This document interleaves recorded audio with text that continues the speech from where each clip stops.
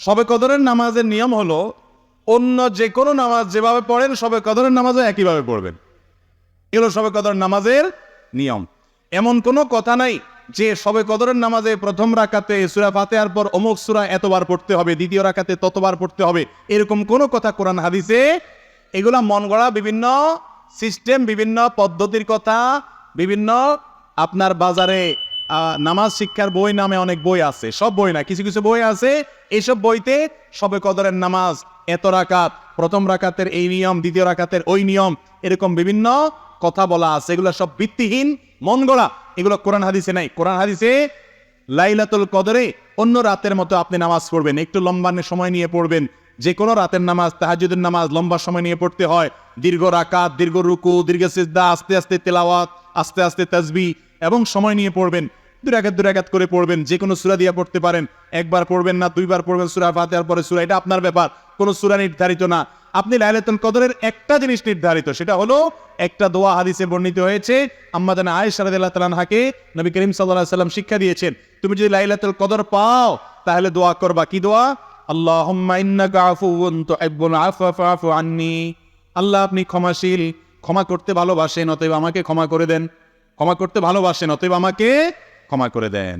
এই দোয়া পড়বেন লাইলাতুল কদরে। এছাড়া আল্লাহর কাছে যে কোনো দোয়া করবেন, দুই রাকাত করে নামাজ যতটুকু পারেন তৌফিকগুলো পড়বেন। কোন সূরা কেরাত নিয়ম নির্ধারিত নাই। সারা রাত আপনি দোয়া করবেন, ইবাদত করবেন। আর এই শবে কদর পাওয়ার জন্য, শবে কদর ইবাদতের আশায় রমজানের শেষ 10 রাতের সবগুলোতে, বিশেষ করে বেজরগুলোতে বেশি বেশি করে করবেন। শুধু 27 তারিখকেই করবেন, অন্যগুলোতে ঘুমাবেন। এটা সুন্নাহ সম্মত লাইলাতুল কদরের তালাশ নয়। আমাদের আয়েশা রাদিয়াল্লাহু তাআলা বলেছেন, কানান নবী সাল্লাল্লাহু আলাইহি ওয়াসাল্লাম ইযা দাখালাল আশর, রমজানের শেষ 10 দিন যখন শুরু হতো, 20 রমজান যখন পার হয়ে যেত, 21 রমজান যখন শুরু হয়ে যেত, তখন থেকে তিনি কয়েকটা কাজ করতেন। তার প্রথমটি হলো কানা ইযা দাখালাল আশর আহিয়া লাইলা, রাতে আর ঘুমোতেন না। শেষ দশকের রাতে আর ঘুমোতেন না, সারা রাত জেগে ইবাদত করতেন। ওয়া আইকাযা আহলাহ, আর এই দশকে তার পরিবারের লোকদেরকে ঘুম থেকে ডেকে তুলতেন, কাউকে ঘুমোতে দিতেন না। কারণ এটা ঘুমানোর সময় নয়, ঘুম সারা বছর যাওয়া যাবে, এটা তো আল্লাহর পক্ষ থেকে পাওয়া অফারের সুযোগ, বিধায় এই সুযোগ হাতছাড়া করা যাবে না। পরিবারের লোকদেরকেও ইবাদতের জন্য ডেকে তুলতেন। আর 3 নম্বর কাজ হলো ওয়াসাদ্দা মিযজারাহ, তিনি তার কোমর বেঁধে নিতেন, কোমর বেঁধে ইবাদত বন্দেগী করতেন, অর্থাৎ তার জীবনে সবচেয়ে বেশি সাধনা করতেন। 4 নম্বর হলো কানা ইযা দাখালাল আশর কানা ইয়াজতাহিদু ফীহি মা লা ইয়াজতাহিদু ফী গায়রি, রমজানের শেষ দশকে যত ইবাদত বন্দেগী নবীজি করতেন, এত ইবাদত বন্দেগী অন্য কোনো সময় করতেন না। আমরা সেই ইবাদতকে শর্টকাট করে নিছি। আমরা শুধু 27 তারিখে ইবাদত করি, 27 রাতে, অন্য রাতের আর কোনো খোঁজ খবর আমাদের নাই। অথচ আমাদের নবীজি শুধু 27 রাতে ইবাদত করতেন। তিনি রমজানের শেষ দশকের সবগুলো রাত ইবাদত বন্দেগী করতেন। আর রমজান চলে গেলে আমরা অনেকে ইবাদত বন্দেগী ছেড়ে দেই। মসজিদে রমজানে এত মুসল্লি, রমজানের পরে আর মুসল্লি খুঁজে পাওয়া যায় না, হারায় যায় সব। ভাইরা আমার, যারা রমজান মাসের ইবাদত করে, মাসকে পুজো করে, তারা শুধু এই মাসের ইবাদত করে। যারা আল্লাহর ইবাদত করে তারা রমজানেও ইবাদত করবে, রমজানের পরে ইবাদত করবে। কারণ যে আল্লাহ রমজানে ইবাদত করতে বলেছেন, তিনি রমজানের পরে 5 ওয়াক্ত নামাজ পড়তে বলছেন না, বলেন নেই? অতএব বছর জুড়ে রমজানের শিক্ষাকে আমরা ধরে রাখার চেষ্টা করব তো ইনশাআল্লাহ। আল্লাহ আপনি আমাদের সিয়াম, আমাদের কিয়াম, আমাদের তারাবি, আমাদের রোজা, আমাদের এই ক্ষুধা এবং তৃষ্ণার কষ্ট করা, এত কষ্ট করে আমরা রাখছি এগুলো, আল্লাহ আপনি আমাদের এগুলো সবগুলোকে কবুল আর মঞ্জুর করে নিন। ভাইরা আমার, রমজান উপলক্ষে একটা সুযোগ থেকে আমরা বেশিরভাগ মানুষ বঞ্চিত, সেটা হলো রমজান মাস ক্ষমার মাস। ভাই, রমজান মাস আল্লাহর কাছ থেকে জাহান্নাম থেকে মুক্তির পরোয়ানা আদায় করে নেওয়ার মাস। আর এই কাজটা পাওয়ার জন্য আমাদেরকে একটি কাজ করতেই হবে, সেটা হলো এই মাসে আল্লাহর কাছে বেশি বেশি দোয়া করতে হবে। বেশিরভাগ মানুষ আমরা হতভাগা, কপাল পড়া, যে গোটা মাস চলে যায়, আজকে রমজানের কয়েকটা দিন চলে গেল, আমরা বেশিরভাগ মানুষ এই মাসে আল্লাহর কাছে চোখের পানি ফেলে একটু দোয়া করার সুযোগ পাই না। ভাইরা আমার, একান্তে নির্জনে একটু আল্লাহর সাথে কথা বলবেন, একটু দোয়া করবেন। আপনি এটা মনে করবেন না যে আমার দোয়া কি আর কবুল হবে, আমি কি আর কোনো হুজুর মানুষ? ভাইরা আমার, আপনি আল্লাহর বান্দা, আল্লাহ তাআলা তার বান্দার ইবাদত কবুল করবেন, বান্দার দোয়া কবুল করবেন। আল্লাহ বলেছেন, উদউনি, এ আমার বান্দারা তোমরা আমার কাছে দোয়া করো। যেই দোয়া করবেন আস্তাজিবু লাকুম, আল্লাহ ওয়াদা করেছেন আমি তোমাদের দোয়া কবুল করব। অতএব রমজান মাস চলে যাবে আর আপনি দোয়া করবেন না, এটা কোনোদিনই হতে পারে না। বিদায় এই মাস, গোটা মাস জুড়ে বেশি বেশি করে আল্লাহর কাছে দোয়া করবো তো ইনশাআল্লাহ। আমি কত ভুল করেছি, কত অন্যায় করেছি, কত পাপ করেছি, কত অপরাধ করেছি, মালিক আপনি আমাকে মাফ করে দেন। এখনো নাকের ডগা নিঃশ্বাস আছে, এখনো মাপ চাইলে মাফ হবে। মরার পর আর মাপ চাইলে মাফ হবে না, কিয়ামতের দিন মাপ চাইলে মাফ হবে না, কবরে গিয়ে মাপ চাইলে আর মাফ হবে না, মাপের দরজা বন্ধ হয়ে যাবে। আল্লাহ এখনো তো আমার নিঃশ্বাস আছে, এখনো তো আমার প্রাণ আছে, এখনো তো আমি জীবিত আছি। আল্লাহ আপনি আমাকে মাফ করে দেন। আপনি ক্ষেত খামারে কাজ করছেন, মা বোনরা বাসা বাড়িতে কাজ করছেন, রান্না বাড়া করছেন, ইফতার প্রস্তুত করছেন, সাহারি প্রস্তুত করছেন, বাচ্চাদেরকে গোসল করাচ্ছেন, নিজে অন্য কোনো কাজ করছেন। এই কাজের ফাঁকে ফাঁকে আল্লাহর সাথে একটু কথা বলেন, মনে মনে বলেন, মুখে মুখে বলেন। ভাইরা আমার, কায় মনোবাক্যে একান্তে আল্লাহর ইবাদতের পথে আজকের যুগে সবচেয়ে বড় বাধা হলো আমাদের হাতে থাকা স্মার্টফোনগুলো, দামি মোবাইলগুলো। এগুলো হলো সবচেয়ে বড় শত্রু আমাদের। এগুলো একান্তে একটু আল্লাহর সাথে কথা বলতে দেয় না আমাদেরকে। আমাদের একান্ত সময়গুলো মোবাইল ফোন নিয়ে গেছে, স্মার্টফোন নিয়ে গেছে, সোশ্যাল মিডিয়া নিয়ে গেছে, ফেসবুক, ইউটিউব, টিকটক, লাইকে এগুলো নিয়ে গেছে। ভাইরা আমার, আমাদের নির্জনে একাকী সময়গুলো একটু আল্লাহর সাথে কথা বললে মনটা নির্ভার হবে, মনটা ফ্রেশ হবে, মনটা পবিত্র হবে, আপনি সফল হবেন, আপনি সাফল্যের চূড়ান্ত শিখরে যেতে পারবেন, আপনার রমজান মাস সফল হবে। নবীজি সাল্লাল্লাহু আলাইহি সাল্লামের একটি হাদিস রয়েছে, রুব্বাস সাইমিন লাইসা লাহু মিন সিয়ামিহি ইল্লাল জু'। কত রোজাদার আছে যাদের রোজা থেকে উপোস থাকা ছাড়া, তারা ক্ষুধার্ত এবং পিপাসার্ত থাকা ছাড়া আর কোনো লাভ তাদের হয় না। কারণ এই রোজা রেখে তারা ওই যে আল্লাহর সমস্ত নিষিদ্ধ কাজ থেকে বেঁচে থাকতে পারে না, সবর করতে পারে না, পাপাচার ছাড়তে পারে না, গুনাহের কাজ ছাড়তে পারে না। রোজাও রাখে আবার অন্যায় কাজও করে। মনে রাখবেন, রোজা শুধু পেটের হয় না, রোজা শুধু পেটের হয় না, রোজা শুধু নিজের ক্ষুধা, তৃষ্ণা এবং যৌন চাহিদা কন্ট্রোল করার নাম নয়। এগুলা রোজার মূল স্ট্রাকচার। রোজা হয় একজন মানুষের মাথা থেকে পাওয়া পর্যন্ত প্রত্যেকটা অঙ্গের। হাতের রোজা হলো হাত দিয়ে কোনো অন্যায় কাজ করব না, কারো গায়ে হাত দেব না, চুরি অন্যায় করব না, দুর্নীতি করব না, হাত দিয়ে অন্যায় কিছু খারাপ কোনো কাজ, হারাম কোনো কাজ হাত দিয়ে করব না। এটা হলো হাতের রোজা। মুখের রোজা হলো এই মুখ দিয়ে আমি রমজান মাসে এবং গোটা জীবনে কোনো খারাপ কথা বলবো না, কোনো খারাপ কথা আমার মুখ দিয়ে বের হবে না, হারাম খাবার আমার মুখ দিয়ে ঢুকবে না, আমার এই মুখ দিয়ে কোনো গুনাহ হবে না। এটা হলো মুখের রোজা।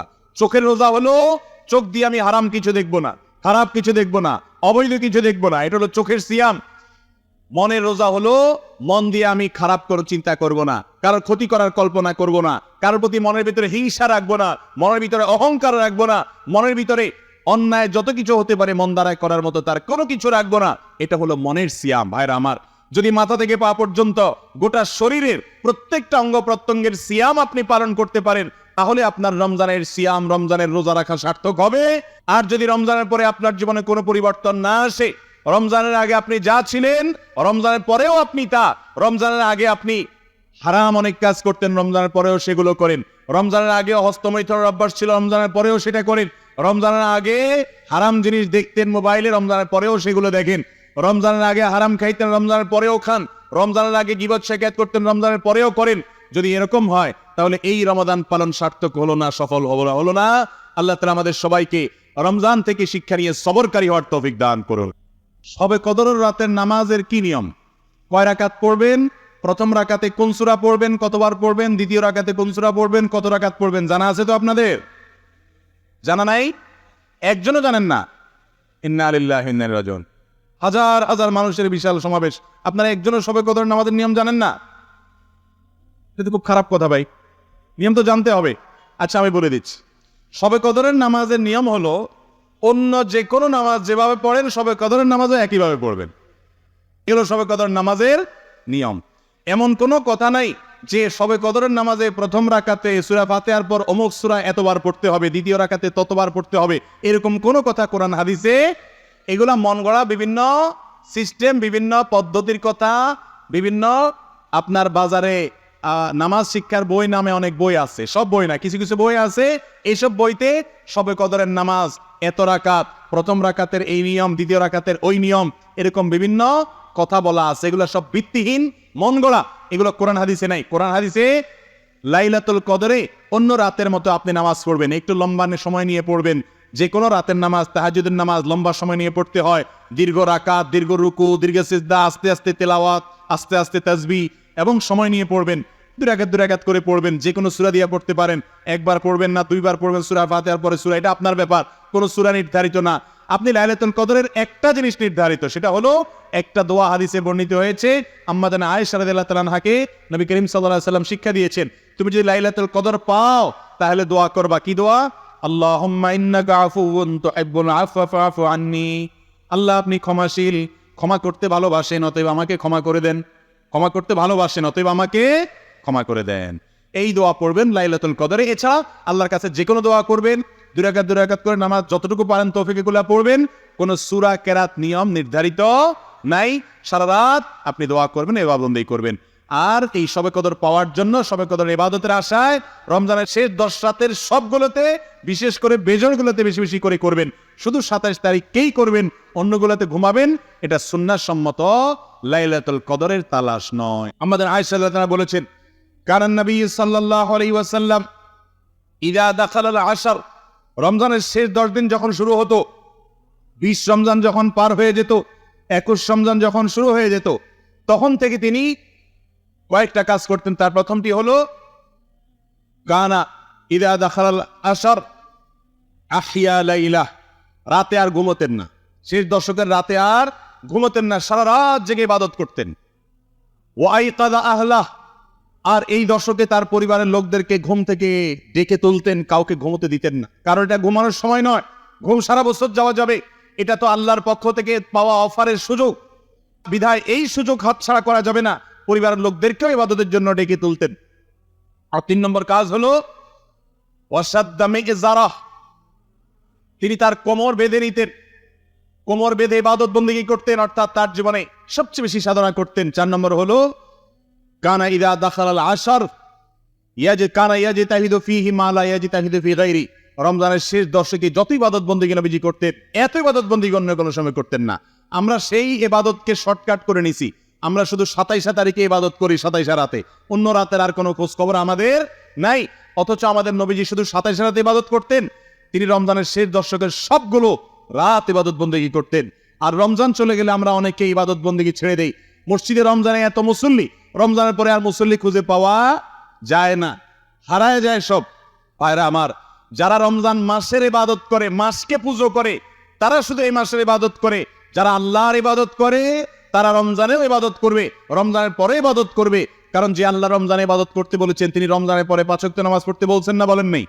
অতএব বছর জুড়ে রমজানের শিক্ষাকে আমরা ধরে রাখার চেষ্টা করবো তো ইনশাআল্লাহ। আল্লাহ আপনি আমাদের সিয়াম, আমাদের কিয়াম, আমাদের তারাবি, আমাদের রোজা, আমাদের এই ক্ষুধা এবং তৃষ্ণার কষ্ট করা, এত কষ্ট করে আমরা রাখছি এগুলো, আল্লাহ আপনি আমাদের এগুলো সবগুলোকে কবুল আর মঞ্জুর করে নিন। ভাইরা আমার, রমজান উপলক্ষে একটা সুযোগ থেকে আমরা বেশিরভাগ মানুষ বঞ্চিত, সেটা হলো রমজান মাস ক্ষমার মাস। ভাই, রমজান মাস আল্লাহর কাছ থেকে জাহান্নাম থেকে মুক্তির পরোয়ানা আদায় করে নেওয়ার মাস। আর এই কাজটা পাওয়ার জন্য আমাদেরকে একটি কাজ করতেই হবে, সেটা হলো এই মাসে আল্লাহর কাছে বেশি বেশি দোয়া করতে হবে। বেশিরভাগ মানুষ আমরা হতভাগা, কপাল পড়া, যে গোটা মাস চলে যায়, আজকে রমজানের কয়েকটা দিন চলে গেল, আমরা বেশিরভাগ মানুষ এই মাসে আল্লাহর কাছে চোখের পানি ফেলে একটু দোয়া করার সুযোগ পাই না। ভাইরা আমার, একান্তে নির্জনে একটু আল্লাহর সাথে কথা বলবেন, একটু দোয়া করবেন। আপনি এটা মনে করবেন না যে আমার দোয়া কি আর কবুল হবে, আমি কি আর কোনো হুজুর মানুষ? ভাইরা আমার, আপনি আল্লাহর বান্দা, আল্লাহ তাআলা তার বান্দার ইবাদত কবুল করবেন, বান্দার দোয়া কবুল করবেন। আল্লাহ বলেছেন, উদউনি, এ আমার বান্দারা তোমরা আমার কাছে দোয়া করো, যেই দোয়া করবেন আস্তাজিব লাকুম, আল্লাহ ওয়াদা করেছেন আমি তোমাদের দোয়া কবুল করব। অতএব রমজান মাস চলে যাবে আর আপনি দোয়া করবেন না, এটা কোনোদিনই হতে পারে না। বিদায় এই মাস, গোটা মাস জুড়ে বেশি বেশি করে আল্লাহর কাছে দোয়া করবো তো ইনশাআল্লাহ। আমি কত ভুল করেছি, কত অন্যায় করেছি, কত পাপ করেছি, কত অপরাধ করেছি, মালিক আপনি আমাকে মাফ করে দেন। এখনো নাকের ডগা নিঃশ্বাস আছে, এখনো মাপ চাইলে মাফ হবে। মরার পর আর মাপ চাইলে মাফ হবে না, কিয়ামতের দিন মাপ চাইলে মাফ হবে না, কবরে গিয়ে মাপ চাইলে আর মাফ হবে না, মাপের দরজা বন্ধ হয়ে যাবে। আল্লাহ এখনো তো আমার নিঃশ্বাস আছে, এখনো তো আমার প্রাণ আছে, এখনো তো আমি জীবিত আছি, আল্লাহ আপনি আমাকে মাফ করে দেন। আপনি ক্ষেত খামারে কাজ করছেন, মা বোনরা বাসা বাড়িতে কাজ করছেন, রান্না বাড়া করছেন, ইফতার প্রস্তুত করছেন, সাহারি প্রস্তুত করছেন, বাচ্চাদেরকে গোসল করাচ্ছেন, নিজে অন্য কোনো কাজ করছেন। এই কাজের ফাঁকে ফাঁকে আল্লাহর সাথে একটু কথা বলেন, মনে মনে বলেন, মুখে মুখে বলেন। ভাইরা আমার, কায় মনোবাক্যে একান্তে আল্লাহর ইবাদতের পথে আজকের যুগে সবচেয়ে বড় বাধা হলো আমাদের হাতে থাকা স্মার্টফোনগুলো, দামি মোবাইলগুলো। এগুলো হলো সবচেয়ে বড় শত্রু আমাদের। এগুলো একান্তে একটু আল্লাহর সাথে কথা বলতে দেয় না আমাদেরকে। আমাদের একান্ত সময়গুলো মোবাইল ফোন নিয়ে গেছে, স্মার্টফোন নিয়ে গেছে, সোশ্যাল মিডিয়া নিয়ে গেছে, ফেসবুক, ইউটিউব, টিকটক, লাইকে এগুলো নিয়ে গেছে। ভাইরা আমার, আমাদের নির্জনে একাকী সময়গুলো একটু আল্লাহর সাথে কথা বললে মনটা নির্ভার হবে, মনটা ফ্রেশ হবে, মনটা পবিত্র হবে, আপনি সফল হবেন। আপনি সাফল্যের চূড়ান্ত শিখরে যেতে পারবেন, আপনার রমজান মাস সফল হবে। নবীজি সাল্লাল্লাহু আলাইহি সাল্লামের একটি হাদিস রয়েছে, রুব্বাস সাইমিন লাইসা লাহু মিন সিয়ামিহি ইল্লাল জু'। কত রোজাদার আছে যাদের রোজা থেকে উপোস থাকা ছাড়া, তারা ক্ষুধার্ত এবং পিপাসার্ত থাকা ছাড়া আর কোনো লাভ তাদের হয় না। কারণ এই রোজা রেখে তারা ওই যে আল্লাহর সমস্ত নিষিদ্ধ কাজ থেকে বেঁচে থাকতে পারে না, সবর করতে পারে না, পাপাচার ছাড়তে পারে না, গুনাহের কাজ ছাড়তে পারে না। রোজাও রাখে, আবার অন্যায় কাজও করে। মনে রাখবেন, রোজা শুধু পেটের হয় না, রোজা শুধু পেটের হয় না, রোজা শুধু নিজের ক্ষুধা, তৃষ্ণা এবং যৌন চাহিদা কন্ট্রোল করার নাম নয়। এগুলা রোজার মূল স্ট্রাকচার। রোজা হয় একজন মানুষের মাথা থেকে পাওয়া পর্যন্ত প্রত্যেকটা অঙ্গের। হাতের রোজা হলো হাত দিয়ে কোনো অন্যায় কাজ করব না, কারোর গায়ে হাত দেব না, চুরি অন্যায় করব না, দুর্নীতি করব না, হাত দিয়ে অন্যায় কিছু খারাপ কোনো কাজ, হারাম কোনো কাজ হাত দিয়ে করব না। এটা হলো হাতের রোজা। মুখের রোজা হলো এই মুখ দিয়ে আমি রমজান মাসে এবং গোটা জীবনে কোনো খারাপ কথা বলবো না, কোনো খারাপ কথা আমার মুখ দিয়ে বের হবে না, হারাম খাবার আমার মুখ দিয়ে ঢুকবে না, আমার এই মুখ দিয়ে কোনো গুনাহ হবে না। এটা হলো মুখের রোজা। চোখের রোজা হলো চোখ দিয়ে আমি হারাম কিছু দেখবো না, খারাপ কিছু দেখবো না, অবৈধ কিছু দেখবো না। এটা হলো চোখের সিয়াম। মনের রোজা হলো মন দিয়ে আমি খারাপ কোনো চিন্তা করব না, কারোর ক্ষতি করার কল্পনা করব না, কারোর প্রতি মনের ভিতরে হিংসা রাখবো না, মনের ভিতরে অহংকার রাখবো না, মনের ভিতরে অন্যায় যত কিছু হতে পারে মন দ্বারায় করার মতো তার কোনো কিছু রাখবো না। এটা হলো মনের সিয়াম। ভাইরা আমার, যদি মাথা থেকে পা পর্যন্ত গোটা শরীরের প্রত্যেকটা অঙ্গ প্রত্যঙ্গের সিয়াম আপনি পালন করতে পারেন, তাহলে আপনার রমজানের সিয়াম, রমজানের রোজা রাখা সার্থক হবে। আর যদি রমজানের পরে আপনার জীবনে কোনো পরিবর্তন না আসে, রমজানের আগে আপনি যা ছিলেন রমজানের পরেও আপনি তা, রমজানের আগে আপনি হারাম অনেক কাজ করতেন, রমজানের পরেও সেগুলো করেন, রমজানের আগে হস্তমৈথুনের অভ্যাস ছিল, রমজানের পরেও সেটা করেন, রমজানের আগে হারাম জিনিস দেখতেন মোবাইলে, রমজানের পরেও সেগুলো দেখেন, রমজানের আগে হারাম খাইতেন, রমজানের পরেও খান, রমজানের আগে গীবত শিকায়াত করতেন, রমজানের পরেও করেন। যদি এরকম হয় তাহলে এই রমাদান পালন সার্থক হলো না, সফল হলো না। আল্লাহ তাআলা আমাদের সবাইকে রমজান থেকে শিক্ষা নিয়ে সবরকারী হওয়ার তৌফিক দান করুন।